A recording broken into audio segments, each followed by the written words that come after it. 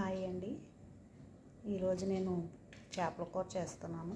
Cleaning చేసేసి కొంచెం అల్లం వెల్లుల్లిపాయ పేస్టు, ఉప్పు, పసుపు, కారం, కొంచెం మిరియాల పొడి,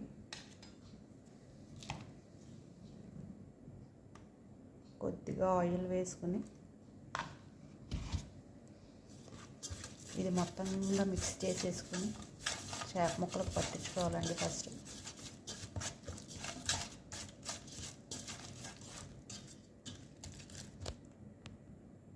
ఇదిగోండి ఇలా కలిపేసుకొని ఒక అరగంట సేపు పక్కన పెట్టుకోవాలి. పొయ్యి మీద కడాయి పెట్టుకొని ఇందులో కొంచెం ఆయిల్ వేసుకొని హీట్ అవ్వాలి. నూనె కాగిపోయింది.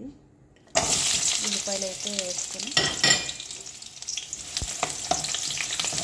ఇలా వేసుకోవాలి. ఉల్లిపాయలు సగం వరకు మగ్గిపోతే సరిపోతుందండి. ఇందులోనే ఒక టమాటో కట్ చేసుకొని వేసుకోవాలి. తర్వాత వీటిని కూడా మగ్గించుకోవాలి. ఇది కూడా సగం మగ్గితే సరిపోతుంది.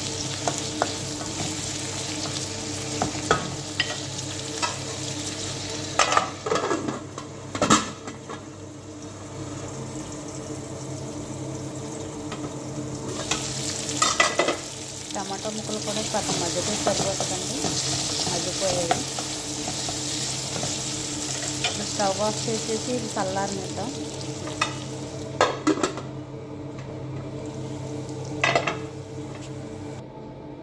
ఈలోపు మనం చింతపండు నానబెట్టుకున్నామండి. ఒక పెద్ద నిమ్మకాయ సైజు చింతపండు తీసుకుని నానబెట్టుకోవాలి. ఇప్పుడు దీన్ని పేస్ట్లా చేసుకుందాము.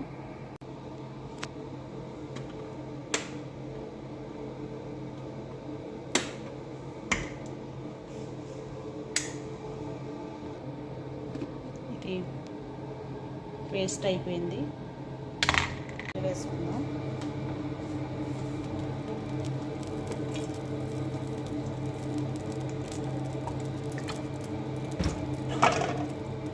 చేపల కూర కదండి, కొంచెం ఆయిల్ ఎక్కువే పడుతుంది.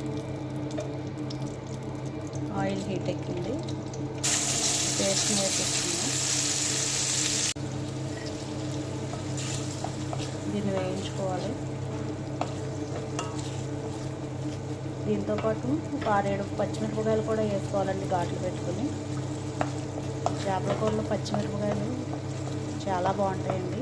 అసలు కారం ఉండదు, చాలా టేస్ట్గా ఉంటాయి. నేను ఎక్కువ ఇష్టంగా తింటానండి.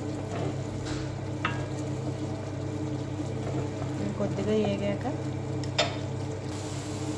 మీకు ఇష్టమైతే ఒక 2 రెమ్మల కరివేపాకు కూడా వేసుకోవచ్చు, బాగుంటుంది ఫ్లేవరు. అయిపోయిందండి, దగ్గర పడిపోయింది. ఇందులో చేప ముక్కలు వేసుకుందాం. ముందు ఉప్పు కారం కలిపి పెట్టుకున్నాం కదండి, ఈ చేప ముక్కలన్నీ వేసేసుకుని స్లోగా కొంచెం అటు ఇటు ఒక 2-3 నిమిషాలు కలుపుకొని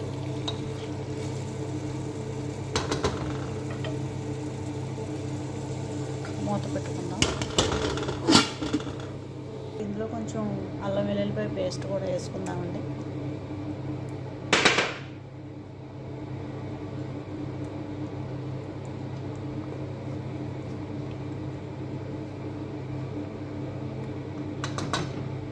దీన్ని ఒక 5 నిమిషాలు మగ్గనిద్దాం. ఇప్పుడు ఇందులో కొంచెం చింతపండు పులుసు నేను ముందుగానే తీసి పెట్టుకున్నాను. చింతపండు పులుసు వేసుకున్నాను.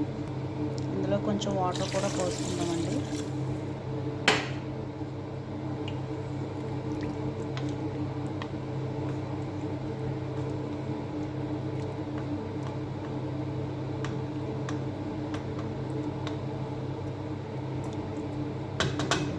ఇప్పుడు దీన్ని ఉడికించుకుందాము.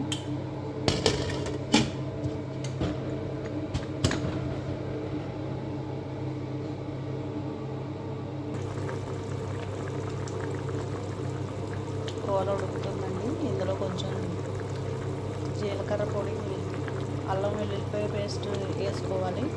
కానీ నేను అల్లం వెల్లుల్లిపాయ జీలకర్ర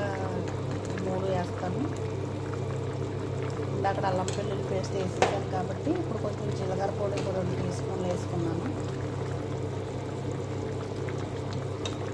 ఫ్లేవర్ బాగుంటుంది ఇలా అయితే. ఇప్పుడే ఉప్పు సరిపోయిందా, కారం సరిపోయిందా అన్నీ చూసుకొని, సరిపోకపోతే కొంచెం వేసుకోవచ్చు. కొంచెం ఆయిల్ సపరేట్ అయ్యేంత వరకు ఉడికించుకుందాము ఇంకా కాసేపు. ఫైనల్లీ అది ఆయిల్ అలా సపరేట్ అయ్యేంత వరకు ఉడికించుకుంటే సరిపోతుంది. కొత్తిమీర చల్లుకొని